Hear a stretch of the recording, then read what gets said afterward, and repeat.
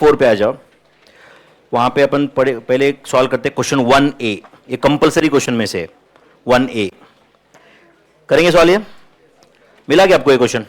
सितंबर 25 का paper, page 1364, page 483 pending है। वो जॉब कॉस्टिंग और प्रोसेस कॉस्टिंग का डिफरेंस वो लिखो भाई अब खुद, वो भी मैं ही लिख के दूं क्या? ठीक है, चलो क्वेश्चन 1A। क्वेश्चन 1A मिला बच्चों क्वेश्चन? चलो क्वेश्चन पढ़ते हैं। सितंबर 25 का एग्जाम क्वेश्चन है, मैं भी पहली बार ही पढ़ रहा हूं ऑनेस्टली स्पीकिंग। ठीक है, बस पहले एक बार जब क्वेश्चन पेपर आया था तब देखा था। RST limited manufacture standard line of office desks. Company operates with a monthly manufacturing capacity of 5000 units. Underline करो मंथली कैपेसिटी। कितना है monthly capacity? 5000 units. Okay. Following data relates to output and cost of 2 consecutive months. तो अप्रैल and months का data दिया हुआ है। Units manufacture direct material. एक काम करो, ले लो कैलसी पे 15 lakhs divide by 3000। 15 lakhs divide by 3000 कितना आ रहा है? 500। एंड करो 19 lakhs डिवाइडेड बाय 3800, 500। मतलब मटेरियल कॉस्ट तो पूरा वेरिएबल है। वैसे हमें कंफ्यूजन नहीं था क्योंकि डायरेक्ट मटेरियल दिया है तो वेरिएबल ही रहता है वैसे भी। वैसे चेक करो डायरेक्ट वेजेस के लिए भी पर यूनिट सेम आ रहा है क्या? डायरेक्ट वेजेस में भी पर यूनिट सेम आ रहा है क्या बताओ? एंड वैसे चेक करो फैक्ट्री ओवरहेड्स में भी पर यूनिट सेम आ रहा है क्या? 116 नहीं आ रहा है ना? अच्छा, तो ये दो नंबर सेम नहीं है, मतलब फिक्स नहीं है। दोनों में पर यूनिट सेम नहीं है, मतलब वेरिएबल भी नहीं है, तो सेमी वेरिएबल रहेगा, सेग्रीगेशन करना पड़ेगा। In the month of June number of units manufactured will be 4000। तो जून में 4000 ये कैपेसिटी के अंदर है क्या? है, मतलब फिक्स कॉस्ट बढ़ेगा नहीं। However, the prices of material will increase by 10%, wages will increase by 15%, and fixed will reduced by 20%. तो obviously ये fixed period के साथ अटैच है। समझा क्या? Company desire to earn profit of 11% on selling price. 11% on selling price. Company desires a profit of 11% on selling price. Calculate the selling price per desk in the month of June when monthly output is 4000. कितनी बार solve किया? Segregation का basic question. देखो सितंबर 20 कितनी बार अपन class में segregation किए है? कुछ इस क्वेश्चन में दम आपको लग रहा है कि अभी पहली बार ही पढ़े ना भाई? अब ये समझो 4 मार्क का, 5 कितना है मुझे याद नहीं है, 4 मार्क का तो रहेगा। तो बताओ कुछ दम है इसमें? हाँ बोलो, लिखिएगा आंसर हम लोग। राइट डाउन 1A का आंसर। उसके नीचे एक आधा क्वेश्चन सॉल्व किया है हमने पहले कभी? नहीं, मेरे ख्याल से एमसीक्यू किए थे। इसके सॉल्व किए हमने एमसीक्यू, बराबर है ना? मार्जिनल कॉस्टिंग के एमसीक्यू थे, कुछ सॉल्व किए थे। 1A question 1A। ठीक है, चलो पहले क्या लिखो? Analysis of cost. Write down analysis of cost.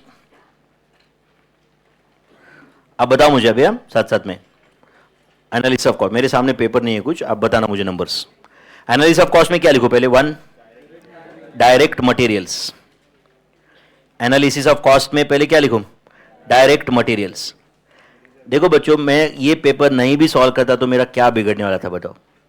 ये आपको कुछ कॉन्फिडेंस आए कि भाई अपन लेटेस्ट क्वेश्चन भी सॉल्व कर चुके, इसके लिए कर रहा हूं।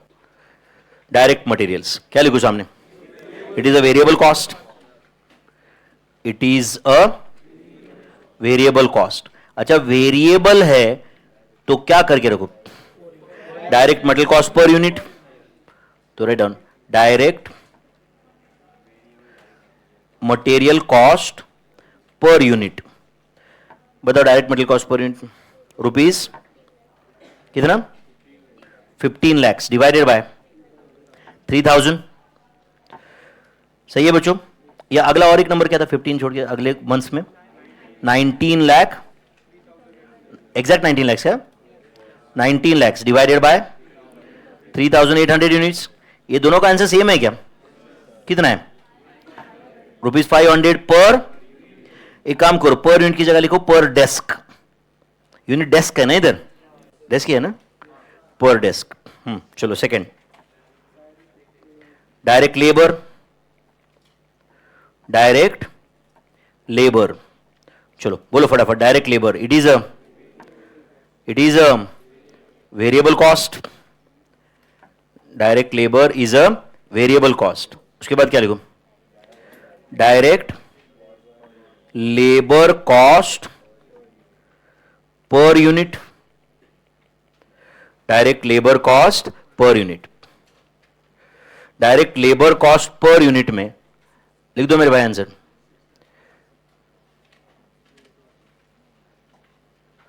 Direct labour cost per unit rupees 6 lakhs divided by 3000 units, rupees 6 lakhs divided by 3000 units, answer rupees 200 per desk, rupees 200 per desk, direct labour cost per unit. चलो थर्ड क्या लिखो, फैक्ट्री ओवरहेड्स फिक्स्ड है क्या, ये variable है, it is a semi variable cost. थक गए अपन ऐसे क्वेश्चन सॉल्व करके, है या नहीं? अब बताइए क्वेश्चन 1A है एग्जाम में, 1A देखते लगेगा कि नहीं भाई, 4 मार्क अपने जेब में करके।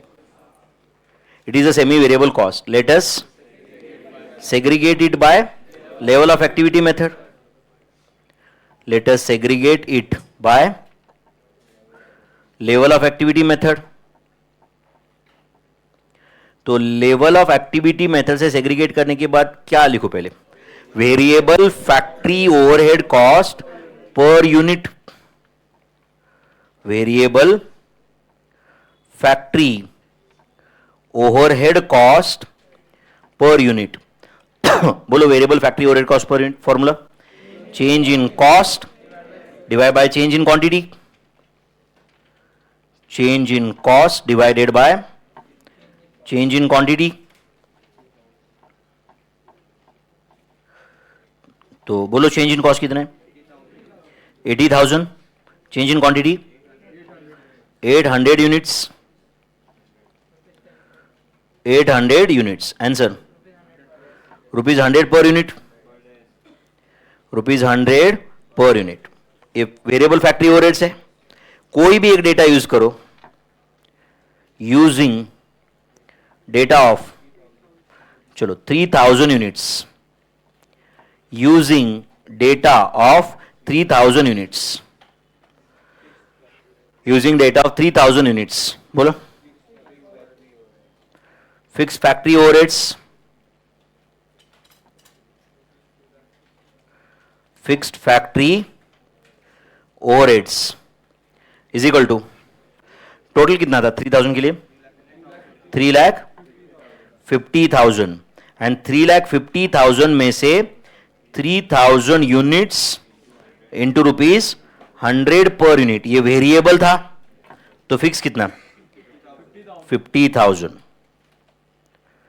ये क्या for the week, for the month कुछ है क्या, फॉर द मंथ, ठीक है, fix factory overheads for the month rupees 50,000। चलो बताओ एनालिसिस हो गया क्या, अब हमें करना क्या है बताओ, क्या करना है, क्वेश्चन पढ़ के बताओ, मेरे सामने नहीं है अभी क्वेश्चन। 4000 यूनिट्स का सेलिंग प्राइस पता करना है, तो write down second, statement showing calculation of selling price पर यूनिट, स्टेटमेंट शोइंग कैलकुलेशन ऑफ क्या, statement showing calculation of what, selling price पर unit for 4000 units to be produced in June, बराबर है ना, statement showing calculation of selling price पर unit, calculation of selling price पर unit of 4000 units to be produced and sold, to be produced and sold in the month of June। ठीक है भाई, कितना profit चाहिए इनको? 11% ऑफ सेल्स. क्या 11% of sales ना? Write down particulars amount. Selling price पर यूनिट पता करना है अपने को. Write down particulars and amount. Statement showing calculation of selling price per unit of 4,000 units to be produced and sold in the month of June. ठीक है.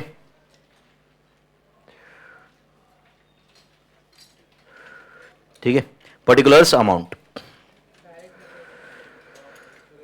ठीक है. डायरेक्ट मटेरियल से स्टार्ट कर दो, कोई बात. Particulars amount. Direct materials. Particulars amount. Direct materials. बोलो भाई, डायरेक्ट मटेरियल कॉस्ट कितने? डायरेक्ट मटेरियल्स कितना? 500 पर यूनिट था क्या? ₹500 पर यूनिट इंटू 4,000 यूनिट्स. अच्छा, बढ़ने वाला है. बताओ ना फिर वो भी. मैं पढ़ू क्या और एक बार क्वेश्चन? मुझे लगा आप पढ़ रहे हो. ठीक है. मटेरियल कॉस्ट कुछ बढ़ने वाला था. कितना बढ़ने वाला था? मटेरियल 10% से, वेजेस 15% से, एंड फिक्स्ड ओवरहेड्स बढ़ने वाले. बराबर है ना? रिड्यूस है. ठीक है. चलो बोलो फिर. मटेरियल कॉस्ट कितना परसेंट से बढ़ने वाला था? 10%. तो राइट डाउन ₹500 प्लस 10%. ₹500 प्लस 10% कर दिया क्या आपने? एंड उसका आंसर जो भी आएगा इंटू 4,000 कर देना. समझा आपको? 22 lakhs. या आप ऐसे भी कर सकते थे, कोई बात नहीं. 500 इंटू 4,000 जो आएगा उसको 10% से बढ़ा दो. तो बात एक ही है. 22 lakhs आया था. Direct materials. B. Direct labour. Direct labour कितना था पर यूनिट? हमने जो फाइंड किया वो 200. वो बढ़ने वाला है क्या? प्लस 15%. मतलब 230 पर यूनिट इंटू 4,000 यूनिट्स. बोलो. 10 लाख, 9 लाख, 20,000. उसके बाद लिखो सी. Variable manufacturing overheads. ठीक है. Variable factory overheads. वैसे manufacturing overheads, factory overheads, production overheads का मीनिंग एक ही होता है. ठीक है. वेरिएबल फैक्ट्री ओवरहेड्स कितना पर यूनिट? कितना था? 100 इंटू 4,000. वो कुछ चेंज नहीं होना था. फिक्स बढ़ने कम होने वाला है शायद. ठीक है. तो ये तो एज इट इज ना. फिर कितना? 4 लाख. यहां तक आए आप लोग? हाँ. फिर आगे अभी क्या लिखो? Fixed factory overheads. D. Fixed factory overheads. Fix factory overheads कितने? 50,000 minus ₹50,000 minus 20%. ₹40,000. Write down. Total cost.